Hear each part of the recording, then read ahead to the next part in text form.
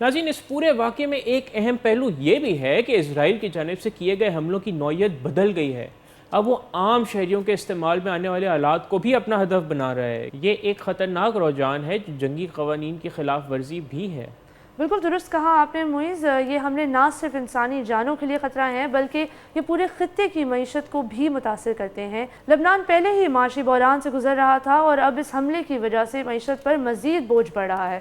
لوگوں کا روزمرہ کا کاروبار متاثر ہو رہا ہے، سیاحت ٹھپ ہو رہی ہے اور غیر ملکی سرمایہ کاری میں بہت زیادہ کمی آ گئی ہے۔ آپ نے بالکل صحیح جانب اشارہ کیا ہے ریبا۔ ناظرین، اس کے ساتھ ساتھ یہ حملے خطے میں ایک نئی ٹیکنالوجی کی دوڑ کو بھی جنم دے سکتے ہیں۔ جیسا کہ ہم نے دیکھا کہ اسرائیل نے انتہائی پیچیدہ ٹیکنالوجی کا استعمال کیا ہے، اب یہ ممکن ہے کہ دوسرے ممالک بھی اسی طرح کی ٹیکنالوجی حاصل کرنے کی کوشش کریں، جو کہ ایک خطرناک مسابقت کا باعث بن سکتا ہے۔ یہ ٹیکنالوجی کی دوڑ پورے خطے کو ایک اور خطرناک سمت لے جا سکتی ہے، لیکن اس کے ساتھ ساتھ ہمیں یہ بھی دیکھنا ہوگا کہ اس صورتحال کا عالمی سطح پر کیا اثر پڑتا ہے۔ کئی ممالک نے اس تنازع پر اپنی تشویش کا اظہار کیا۔ اقوام متحدہ نے بھی اس معاملے پر فوری توجہ دینے کی ضرورت پر زور دیا ہے۔ بالکل، اور یہاں اب جو سب سے اہم سوال یہ آتا ہے کہ امریکہ اس صورتحال میں کیا کردار ادا کر سکتا ہے۔ ناظرین، جیسے کہ ہم آپ کو بتائیں اور I'm sure آپ کو بھی پتا ہوگا کہ امریکہ اسرائیل کا ایک مین اتحادی ہے، لیکن وہ خطے میں امن بھی چاہتا ہے۔ کیا امریکہ اسرائیل پر دباؤ ڈالے گا کہ وہ اپنے حملوں کو روکے، یا پھر وہ خاموش تماشائی ہی بنا رہے گا؟ امریکہ کی پوزیشن بہت نازک ہے۔ وہ ایک طرف اسرائیل کا ساتھ دینا چاہتا ہے، لیکن دوسری طرف وہ خطے میں مزید کشیدگی بھی نہیں چاہتا۔ ہم نے دیکھا ہے کہ امریکی حکام نے حزب اللہ کے خلاف کارروائیوں کی حمایت کی ہے، لیکن ساتھ ہی انہوں نے شہریوں کے تحفظ پر بھی زور دیا ہے۔ اب تو معاملات شاید ان کی سمجھ سے بھی باہر جا رہے ہیں۔ آپ کا بالکل خیال درست ہے، اور یہ صورتحال صرف امریکہ کے لیے ہی نہیں بلکہ پوری مغربی دنیا کے لیے ایک بڑا چیلنج ہے۔ وہ اس وقت دہشت گردی کے خلاف لڑائی کے نام پہ اسرائیل کو دہشت گردی کی اجازت دے رہے ہیں اور انسانی حقوق کی خلاف ورزیوں پر بھی خاموش ہیں۔ بالکل، اور اس سب کے درمیان ہمیں یہ نہیں بھولنا چاہیے کہ اس تنازع کی سب سے بڑی قیمت عام شہریوں کو چکانی پڑ رہی ہے۔ ہزاروں لوگ بے گھر ہو چکے ہیں، بچے اپنی تعلیم سے محروم ہو رہے ہیں اور لوگوں کی روزمرہ کی زندگی مکمل طور پر تباہ ہو چکی ہے۔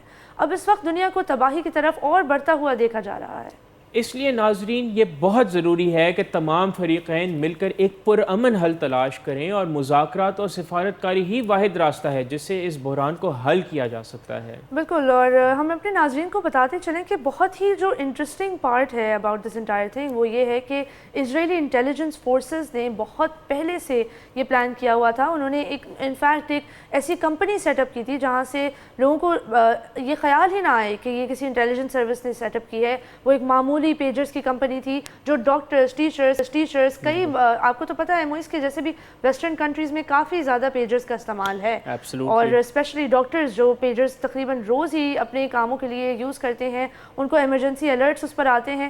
تو کئی لوگ ایسے بھی تھے جن کا حزب اللہ سے دور دور تک کوئی تعلق نہیں تھا، انہوں نے بھی وہی پیجرز خریدے، کیونکہ یہ مسئلہ ہوتا ہے جب آپ انٹیلیجنس کے تھرو ایک بہت ہی میسو آپریشن کرنے کی کوشش کرتے ہیں، اکثر انٹیلیجنس فیل بھی ہو سکتی ہے۔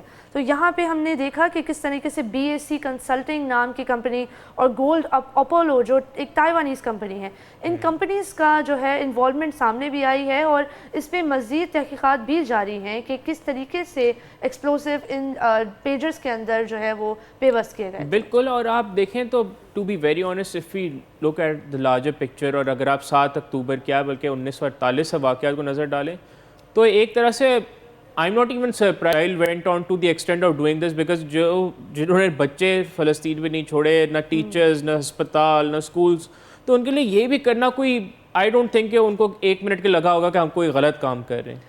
بالکل، اینڈ مویز آئی تھنک یہ بھی بہت امپورٹنٹ بات ہے کہ اصل میں اس سے پوری مڈل ایسٹ کی سچویشن چینج ہوتی ہے۔ جب فلسطین پہ گولہ باری ہوتی ہے تو جو ویسٹرن کنٹریز ہیں، جو ہمارے یورپین یونین اور یونائٹڈ نیشنز کے رکھوالے ہیں، وہ اس پہ اتنی گہری توجہ نہیں دیتے، لیکن اب یہ معاملہ بہت زیادہ بڑھ گیا ہے۔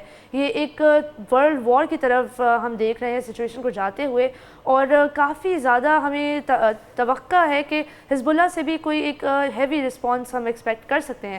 تو مجھے تو لگتا ہے یہ سچویشن کانسٹنٹلی پروگریس ہوتی رہے گی اور اس میں مزید ڈیولپمنٹ ہوتی رہے گی۔ At the moment Israel is like a dog without a leash and I think a leash needs to be put around its neck اگر ان چیزوں کو، ان حالات کو بہتر کرنا ہے۔ to be very honest کافی سخت ہلکا بات کا میں نے استعمال کیا ہے، لیکن انفارچونیٹلی کوئی اور بہتر طریقہ بھی نہیں ہے اس کو ناظرین ڈسکرائب کرنے کے لیے. سبسکرائب کریں اور بیل دبائیں تاکہ کوئی خبر رہ نہ جائے.